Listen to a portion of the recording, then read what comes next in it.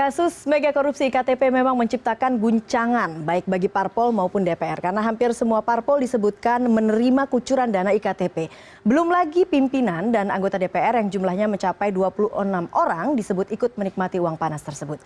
Bagaimana mengawal kasus ini sehingga tidak masuk angin dan menjadi momentum bagi pemberantasan korupsi?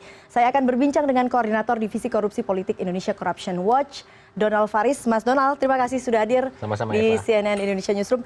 Meskipun tadi dibantah oleh Wakil Ketua DPR bahwa sosialisasi revisi Undang-Undang KPK ini tidak ada kaitannya dengan mega korupsi IKTP. Namun ini kita bicara momentum, momentumnya hampir bersamaan. Apakah memang masuk akalkah jika DPR kemudian gerah dengan kasus IKTP ini sehingga akhirnya melancarkan berbagai langkah termasuk masalah revisi Undang-Undang KPK ini? Saya pikir jamak kita lihat selalu terjadi persinggungan antara momentum KPK menangani kasus-kasus yang melibatkan anggota DPR dan perlawanan balik yang dilakukan oleh DPR. Yang paling sering terjadi adalah upaya melakukan revisi Undang-Undang KPK. Kalau kita bicara momentumnya sama sekali. Kami mendapatkan informasi dari internal DPR bahwa persiapan sosialisasi ini juga sudah dilakukan sejak Desember. Momentum pada saat KPK mulai sangat aktif memanggil para saksi di dalam kasus IKTP. Termasuk juga Menkumham Yasona Lawli dan banyak saksi-saksi yang lain.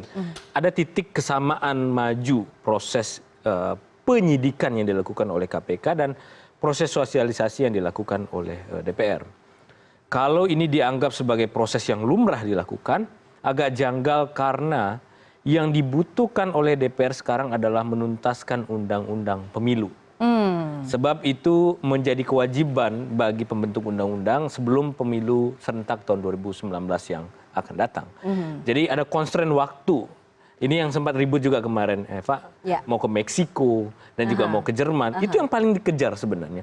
Tapi justru aneh, Badan Keahlian DPR justru mempersiapkan revisi Undang-Undang KPK, which is itu tidak termasuk dalam rencana prolegnas prioritas 2017. Jadi kalau sebuah RUU muncul, bahkan sudah sempat muncul, dan akhirnya hilang begitu kan? Iya. Masalah revisi Undang-Undang KPK ini. Itu sudah berkali-kali muncul sebenarnya jauh-jauh hari. Tapi yang aneh kan harusnya undang-undang kalau kita mengikuti logika legislasi, maka harus disusun dulu apa prolegnas, program legislasi nasional prioritas 2017. Nah tentu itu akan dicicil. Nah anehnya undang-undang KPK tidak masuk prolegnas prioritas 2017, justru prosesnya berjalan.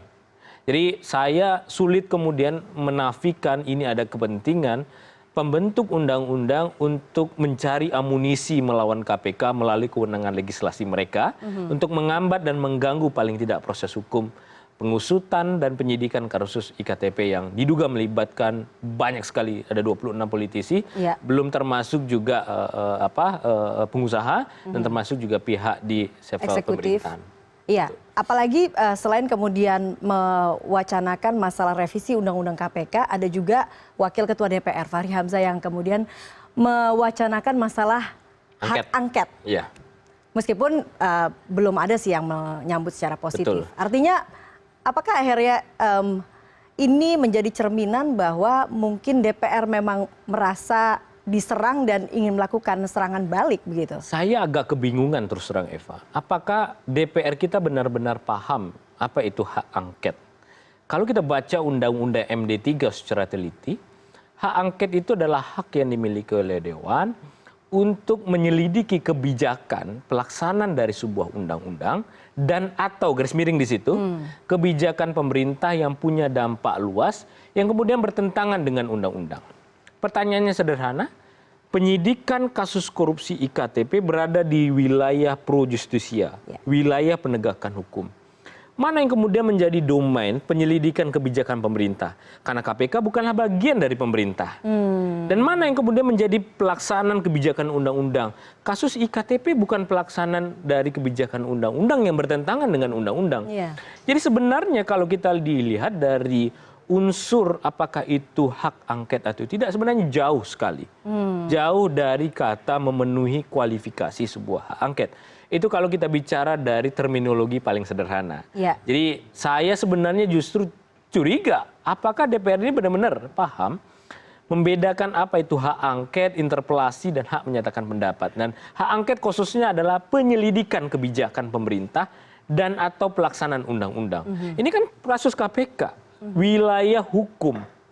Kalau seandainya ada keberatan, saya baca di beberapa media online seperti yang disampaikan oleh Fahri Hamzah, dia meminta pertanggungjawaban nama-nama yang disebut di dalam IKTP. Karena ini berpotensi mencemarkan nama baik, karakter assassination, dan seterusnya, dan seterusnya. Apakah dia menjadi lawyer sekarang bagi nama-nama yang disebut? Kalau itu adalah nama yang disebut, itu kan satu fase keterangan saksi. Nah itu kan dikonfrontir nanti di persidangan. Baik. Bukan tugas dia juga kemudian untuk menyatakan itu benar atau tidak, itu tugas kuasa hukumnya. Baik, justru yang mungkin yang lebih tepat adalah kemudian melakukan penyelidikan ke dalam nama-nama yang disebut. Mungkin lebih tepat Saya lebih itu. setuju, BK DPR jalan dong. Ada 26 anggota DPR yang diduga disebut nama. Pisahkan mana yang aktif. Berani nggak kira-kira BK DPR secara inisiatif memeriksa ketua DPR? Memeriksa nama-nama yang disebut. Itu justru upaya mereka secara internal untuk melakukan internal kontrol sendiri.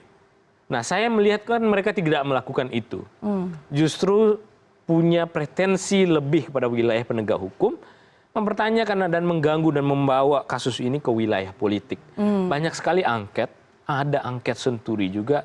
Endingnya apa? Nggak ada endingnya. Kita sudah punya banyak angket, sudah punya pansus, sekarang terakhir juga ada pansus Pelindo, hasilnya apa? Cuma tidak membawa. perlu, artinya kalau ke pansus, tidak perlu sampai ke sana. Kenapa? Karena ini sudah berada di wilayah penegakan hukum. Justru harusnya, logiknya, kalau ada orang di BAP kemudian menyebut 1, 2, 3, dan puluhan nama, dan kemudian KPK tidak memasukkan nama-nama itu menjadi orang yang diduga terlibat, justru harusnya mereka bertanya, kok ada orang dipangkas disebut menerima uang, tapi tidak disebut namanya dalam dakwaan. Justru itu harusnya mereka tanya, bukan sebaliknya mempertanyakan nama-nama orang yang disebut oleh saksi dan kemudian KPK menyebutnya dalam dakwaan. Ini logika terbalik dalam proses penegakan hukum. Baik, kalau kemudian tadi Mas Donald katakan bahwa jangan sampai ini akhirnya digiring ke arah politik. Karena kita tahu sudah ada begitu ya, meskipun kita belum lihat langkahnya begitu jauh, masalah revisi Undang-Undang KPK, kemudian ada juga mewacanakan hak angket. Artinya ini akan ada tekanan bagi KPK. Bagaimana sebetulnya pemerintah ini harus menyikapinya? Ya, udah seperti ini. Kita dalam posisi menagih komitmen Jokowi selaku Presiden RI. Artinya Presiden harus turun tangan. Betul, ini kan fungsi legislasi dibagi dua, setengah di DPR, setengah di pemerintah. Kemarin revisi Undang-Undang KPK yang coba dilakukan 2015 kan gagal. Gara-gara Presiden bersikap bahwa tidak mau melakukan revisi Undang-Undang KPK. Bola panas ini akan berhenti bergelinding kalau Presiden Jokowi menyatakan dia tidak berkeinginan untuk melanjutkan dan menyetujui revisi Undang-Undang KPK.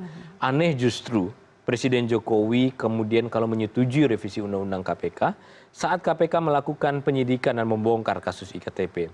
Sebab itu kan kontraproduktif dengan impres pemberantasan korupsi dan program-program anti korupsi yang dibangun oleh Presiden.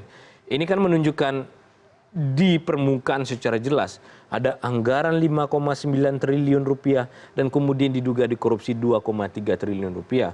Concern Presiden Jokowi itu kan sangat kuat kepada sektor pembangunan infrastruktur. Baik. Nah, harusnya Presiden Jokowi berpikir kalau orang-orang ini terus berkeliaran, tidak diproses secara hukum, maka berbagai macam kegiatan infrastruktur akan potensi juga dilakukan hal-hal yang sama. Dikorupsi, di markup, dan kemudian berbagi-bagi anggaran untuk kepentingan-kepentingan elit-elit politik. Sejauh mana Presiden harus memberikan pernyataan? Apakah sebatas masalah revisi Undang-Undang KPK ataukah hal-hal lain yang kemudian termasuk masalah salah satu nama anggota kabinet yang disebut dalam surat dakwaan. Apakah Presiden juga perlu melakukan gerakan terkait masalah ini? Saya pikir begini, Presiden kita harapkan bisa bertindak secara lebih cepat. Tidak hanya pada posisi setuju atau tidak setuju revisi Undang-Undang KPK. Kita berharap sebenarnya Presiden Jokowi lebih daripada itu. Ada konteks di luar revisi Undang-Undang KPK soal misalkan saja ada menteri yang bersangkutan disebut juga diduga turut menerima uang. Kami berharap sebenarnya Presiden Jokowi bisa menindaklanjuti dakwaan KPK tersebut. Pada level mempertanyakan kepada menteri itu atau kemudian bahkan sampai memberhentikan yang bersangkutan dari jabatannya sebagai menteri. Karena ini kan jangan sampai kemudian Presiden Jokowi justru tersandra kabinetnya, padahal perbuatannya dilakukan oleh yang bersangkutan pada saat menjadi anggota Dewan dahulu di periode 2009-2014. Nah, yang bersangkutan kan jadi menteri 2014 sampai sekarang. Jadi menurut saya jangan kemudian Presiden Jokowi kabinetnya kena getah dengan persoalan ini. Justru pilihan untuk memberhentikan yang bersangkutan menjadi dari jabatan seorang menteri lebih bagus sebelum masalah ini dikait-kaitkan dengan Presiden Jokowi secara kabinet. Ini tentu akan membuat kondisi akan lebih sulit lagi. Jadi menurut saya jamur yang mulai tumbuh harusnya dipangkas terlebih dahulu sebelum dia berkembang biak menjadi lebih luas. Gitu. Baik, lalu bagaimana kemudian peran dari semua pihak agar kita tahu kasus skandal di Indonesia, skandal di Indonesia bukan hal yang baru, betul. Begitu, Mas Tola. Tapi banyak sekali skandal yang akhirnya menguap dan orang akhirnya lupa. Ya. Dan melupakan dosa-dosa lama. Bagaimana supaya kasus ini kasus yang sangat besar, 5,9 triliun, dan ini menurut KPK adalah sejarah terbesar. Bagaimana supaya kasus ini tidak masuk angin, tidak menguap, dan KPK juga tidak masuk angin? Satu, kita kan tentu harus melihat dari posisi KPK secara kelembagaan. Kita tentu berharap publik mendukung langkah hukum yang dilakukan oleh KPK. Single identity number ini adalah ide besar untuk memperbaiki lembaga negara secara utuh. Mengapa demikian? Problem di pemilu kita selalu dihadapkan dengan permasalahan DPT. Di berbagai macam kasus kita juga dipermasalahkan dengan identitas penduduk. Jadi menurut saya kalau sistem kependudukan ini selesai, maka akan menyelesaikan banyak masalah. Jadi menurut saya ada posisi di mana KPK harus didukung untuk bisa secara lebih maksimal menangani orang-orang yang disebut di dalam dakwaan yang bersangkutan. Dan kita berharap saksi-saksi yang dihadirkan oleh KPK bisa memperkuat keterangan dan dakwaan yang sudah dibacakan oleh KPK minggu yang lalu. Itu di sisi KPK. Di sisi publik menurut saya publik juga harus mendukung upaya dan melawan upaya pelemahan yang terus dilakukan oleh politisi Senayan. Dan orangnya sama kok, orangnya itu-itu saja kira-kira. Sudah malang melintang, sering dan berkali-kali disebut terlibat di dalam berbagai macam kasus-kasus korupsi. Saya yakin dan percaya kalau nama-nama ini bisa diproses akan menyelesaikan banyak masalah. Masalah anggaran, masalah DPR yang dianggap korup, Global Corruption Barometer baru saja menaruhkan DPR sebagai lembaga negara 5 tahun berturut-turut sebagai lembaga yang terkorup. Ini kan ironis. Salah satu wakil pimpinan DPR itu, Fadlizon, adalah presiden dari GOPAK, Go Parliament Anti Corruption. Ini kan malu. Justru orang yang berkali-kali di Twitternya mendorong revisi Undang-Undang KPK. Ini menurut saya ironis kalau kita melihat fenomena yang terjadi saat sekarang ini. Dan publik ya kemudian ya menurut saya harus berjejer, berbaris untuk mendukung proses penyidikan kasus korupsi IKTP ini agar tidak menguap. Dan di sisi lain, menurut saya Presiden harusnya memastikan bahwa revisi Undang-Undang KPK tidak berjalan. Mengapa demikian? Kalau tidak kan KPK akan tengok kanan, tengok kiri juga, melihat kondisi. Mereka ditarik kepada isu politik, ada ancaman serius, ancaman terkait dengan kewenangan KPK yang akan dipangkas, dan kalau tidak ada garansi dari pemerintah untuk itu, tentu KPK juga akan was-was. Kalau ada, mereka KPK akan bisa lebih fokus untuk bisa menangani dan membongkar kasus ini ke aktor intelektual sesungguhnya. Baiklah, Mas Donald Faris, Koordinator Divisi Korupsi Politik Indonesia Corruption Watch. Terima kasih sudah hadir di CNN Indonesia Newsroom.